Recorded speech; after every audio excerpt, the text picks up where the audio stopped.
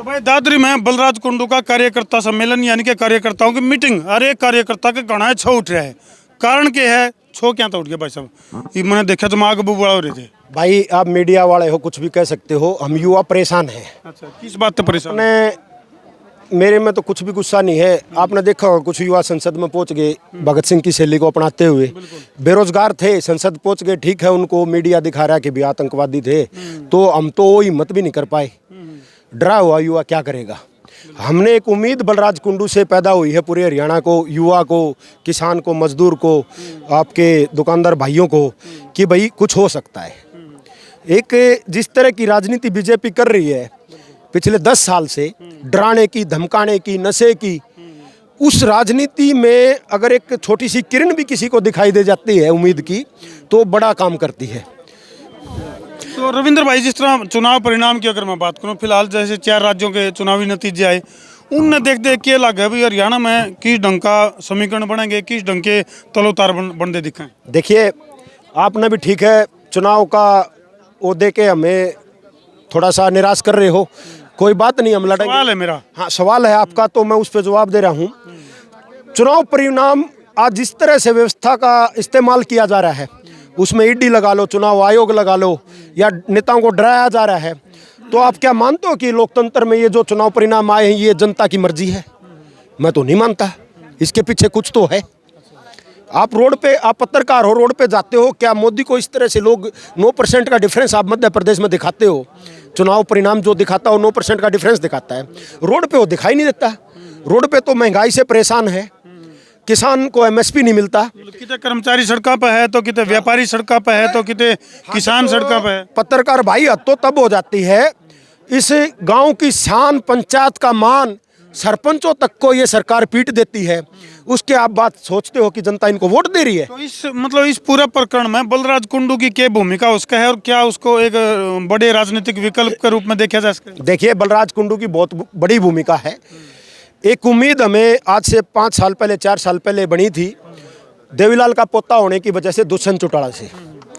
जनता के साथ धोखा हुआ, वो एक अलग बात है, मगर हमने सोचा था कि भाई देवीलाल का पोता है, खून में वही चीजें होंगी, मगर नहीं मिली।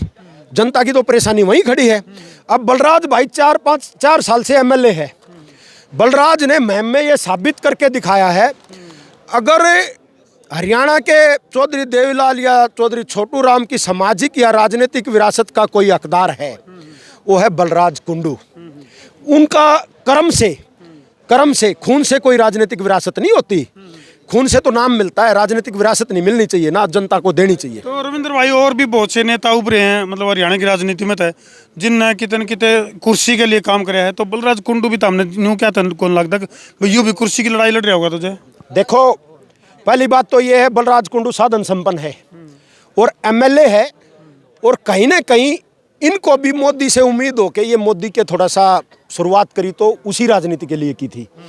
मगर इन्होंने जब उस राजनीतिक सिस्टम के अंदर जाके देखा, विधानसभा तक जाके देखा, तो इन्होंने देखा कांग्रेस और बीजेपी दोनों मिले हुए हैं। इनका जो एक उम्मीद थी वो टूट गई। बड़ी बात क्या दी, कांग्रेस और बीजेपी का गठबंधन। यह तो बहुत बड़ी बात कह दी रविंद्र भाई। विधानसभा के अंदर अगर महंगाई के लिए विपक्ष नहीं बोलता तो मिले हुए हैं। अगर पहला व्यक्ति मिला हमने, तो रविंद्र भाई सुनो मेरी बात, ये बहुत बड़ी बात कह दी।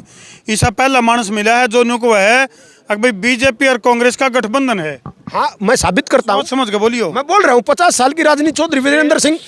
अरे सर, आपको भी शेर सारी दिखा देती है। चौधरी वीरेंद्र सिंह की राजनीति का एक एग्जाम्पल है।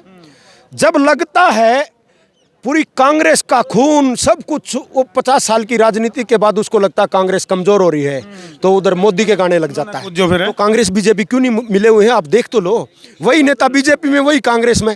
इसलिए तो हरियाणा जन सेवक पार्टी भाई बलराज कुंडू आह्वान कर रहा है हरियाणा को, ए किसान के बेटो जागो, ए मजदूर के बेटे जागो, दुकानदार के बेटो जागो, आओ राजनीति करो।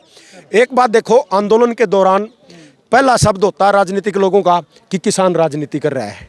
मैं तो कहना चाहता हूं राजनीतिक लोगों, अब किसान राजनीति करेगा, मजदूर का बेटा राजनीति करेगा, तुम कहां छुपोगे? जय हिंद।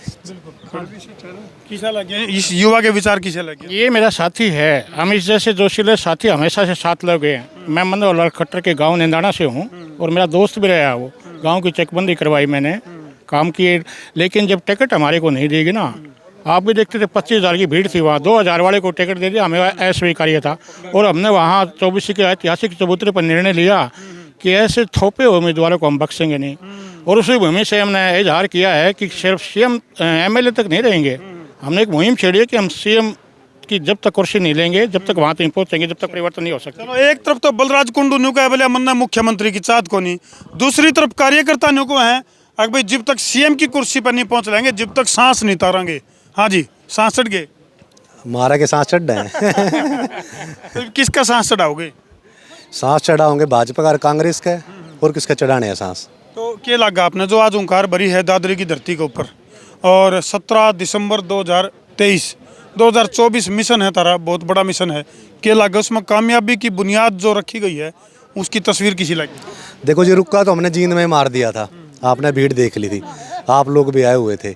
रही बात 2024 की, प्रदेश के अंदर भ्रष्टाचारवाद, परिवारवाद, भूपेंद्र हुड्डा नू चाहे दीपेंद्र हुड्डा सीएम बना है, किरण चौधरी नू चाहे श्रुति चौधरी आगा हुआ है, अभय चौटाला साहब नू चाहे अभय चौटाला आगा हुआ है, अजय चौटाला नू चाहे दुष्यंत चौटाला आगा हुआ है। कदे तो इन राजघरानों का खात्मा होगा। बलराज कुंडू जी एक फौजी के बेटे हैं और पीछे से उनका कोई भी पॉलिटिकल बैकग्राउंड नहीं है। उनके साथ पढ़े लिखे रोजगार युवा साथी और पढ़े लिखे लोग आगे आ रहे हैं।